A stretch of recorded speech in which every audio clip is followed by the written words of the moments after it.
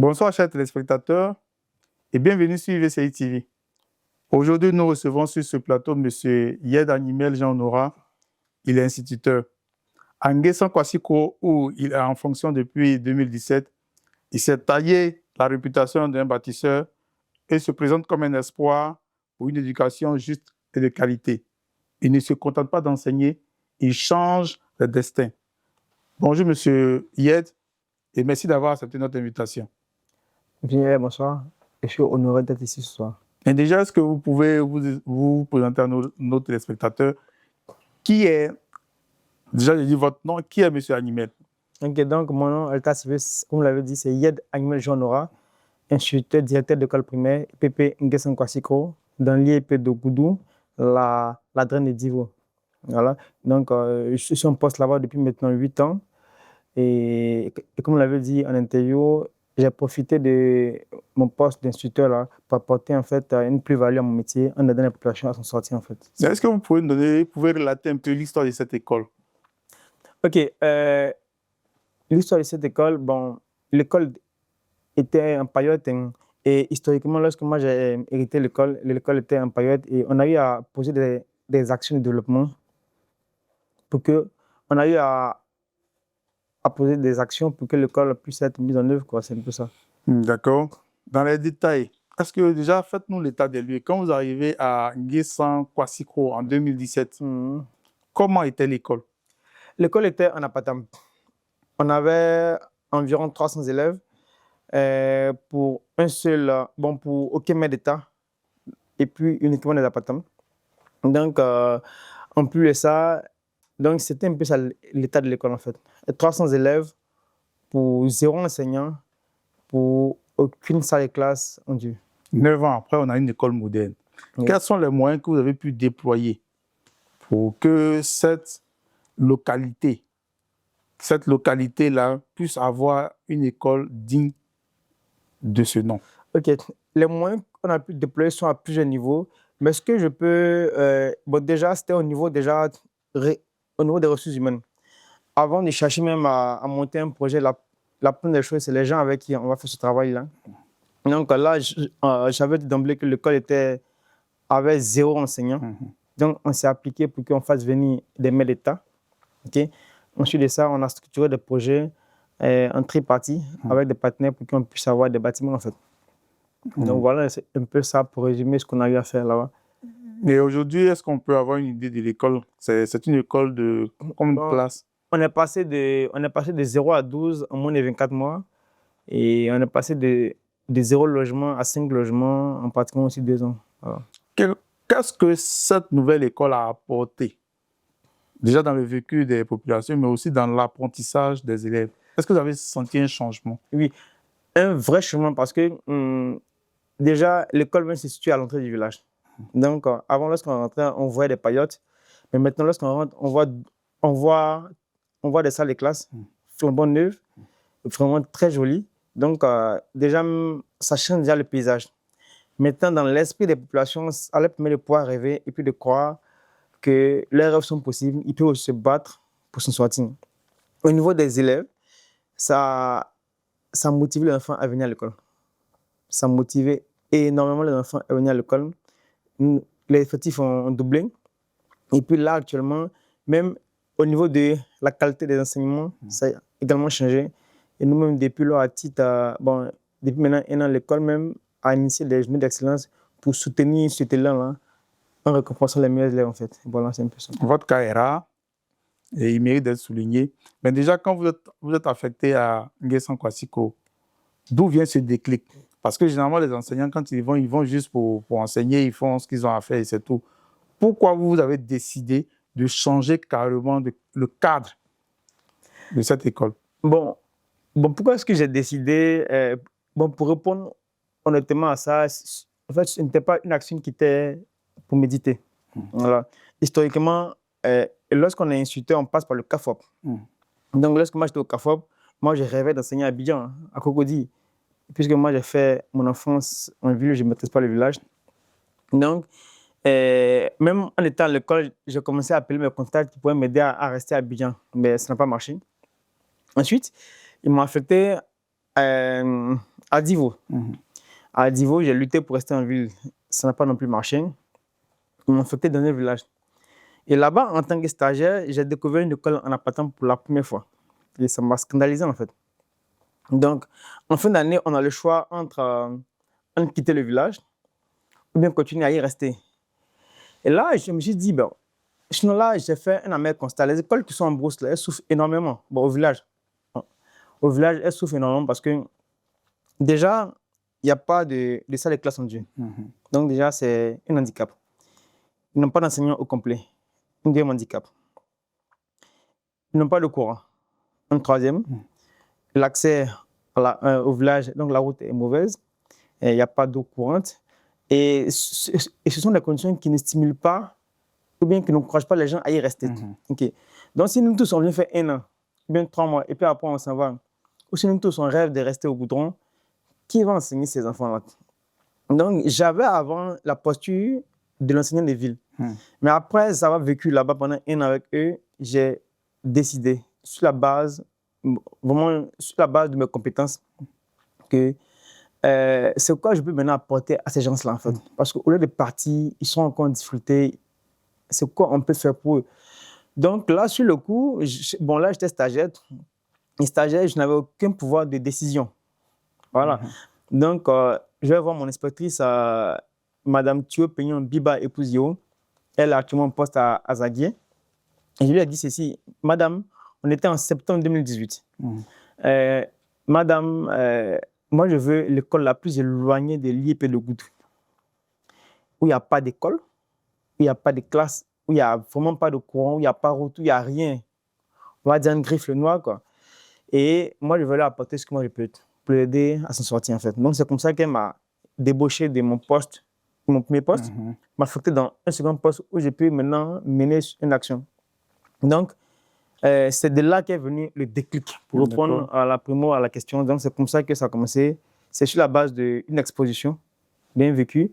J'ai décidé de mettre mon talent, voilà, en valeur pour aider les gens. Et quand vous commencez, quels sont vos contacts? Comment vous arrivez à changer ce cadre? Est-ce que vous avez contacté, parce qu'il y a des structures décentralisées comme la mairie, le conseil régional. Vous avez contacté qui? OK. On a contacté qui? Déjà, on a travaillé avec plusieurs partenaires. Mais pour mieux répondre à ça, c'est qu'au-delà même des salles de classe, la démarche qu'on a eu à mettre en pied, c'était des projets qui sont en tripartie, donc des projets participatifs. Okay.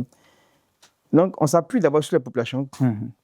Ensuite, on trouve des partenaires qui se greffent au projet pour qu'on puisse faire en fait les bâtiments. Vous avez décidé d'impliquer les populations dans le projet? Oui, c'est primo projet participatif parce qu'avec ça, on fait le projet où les populations sont partenaires au projet. Donc, elles y contribuent. Et le partenaire au développement apporte quelque chose. Et puis, l'entité qui gère le développement local dans la région apporte quelque chose. Mais historiquement, déjà, avant mon arrivée, les populations même avaient contacté, l'administration déjà sait que l'école était en paillote. Donc, le conseil régional, eux-mêmes, ils ont eu amené les démarches à leur niveau, mais ça n'est pas grand prix.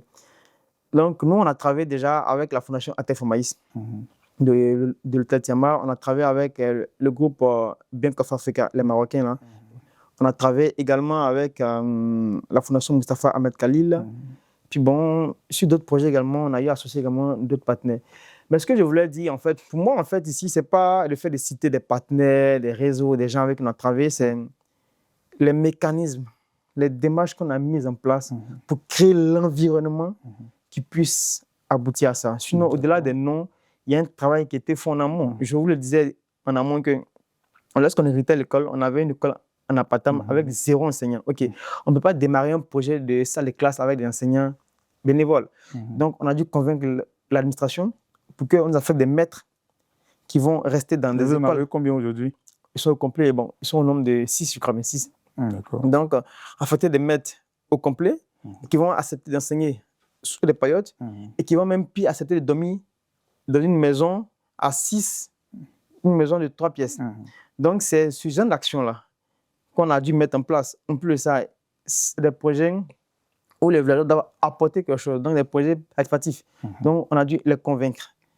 Et travailler un travail de pédagogie au quotidien pour Mais vraiment... pourquoi cette méthode? Vous avez décidé, contrairement à ce que l'État a l'habitude de faire, on vient, on répertorie, déjà on vient, on construit une école, on affecte un maître et puis c'est tout.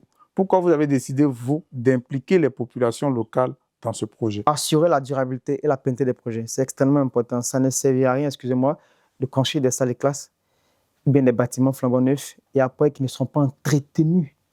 Un, par les enseignants qui vont y être, deux, par les bénéficiaires.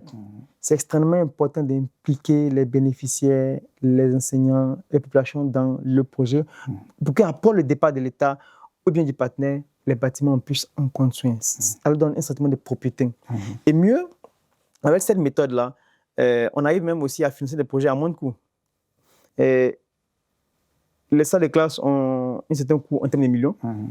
Et souvent, nos entités de développement local, comme les mairies et les conseils régionaux, ils vont à leur rythme. Okay. Et lorsque on fait un projet de salle de classe avec 3 partenaires, où le village apporte sa pierre, où un partenaire extérieur apporte sa pierre, ou l'entité qui gère le développement local aussi apporte sa pierre, les triparties font qu'on amoindrit les charges de chaque côté et on fait beaucoup avec peu. Et derrière aussi, l'indicateur de durabilité qui est extrêmement important, voilà, qui a motivé une telle action. Donc, c'est un peu ça. Est-ce que je peux dire mais aujourd'hui, à Nguessan Kwassikro, quelle est la perception des enseignants? Quels sont vos rapports avec la population? Comment elles vous perçoivent aujourd'hui? Bon, elle a dit assez naturellement, lorsqu'on rend service à quelqu'un, en Afrique, on est reconnaissant, on est content. Donc, on vit dans une très bonne ambiance là-bas. Et nous, on espère continuer et étendre ça sur autre chose. Mais est-ce qu'après cette école, il y a d'autres projets?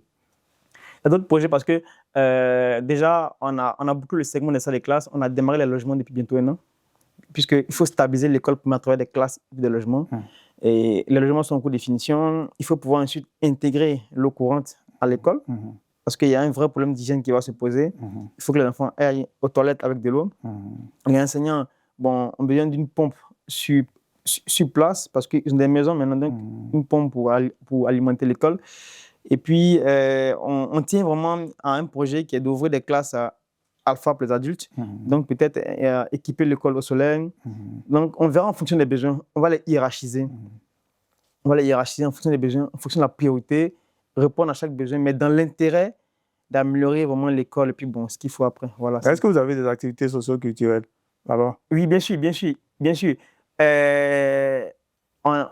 Déjà, on fait des bals de fin d'année. À la rentrée, chaque 20 novembre, au plan mondial, on a la journée mondiale de l'excellence. Enfin, excusez-moi, on a plutôt la journée mondiale de l'enfant, chaque 20 novembre. Donc, nous, on a saisi cette opportunité-là pour célébrer l'excellence à l'école. Donc, avec ça, on récompense les meilleurs élèves de l'année écoulée et on trouve des partenaires qui vont se greffer au projet-là. Donc, on célèbre la journée mondiale de l'enfant, on célèbre les fêtes de Mardi Gras puisqu'on a un postulaire là-bas, on fait des fêtes de fin d'année, on fait des colonies de vacances en partenariat avec le ministère du Tourisme. On visite également on fait des visites. La dernière fois, on était dans une usine de cacao à Divo. Les parents travaillent depuis 50 ans dans le cacao, mais n'ont jamais vu c'est quoi une usine. Donc, on leur donne la chance de pouvoir en découvrir une.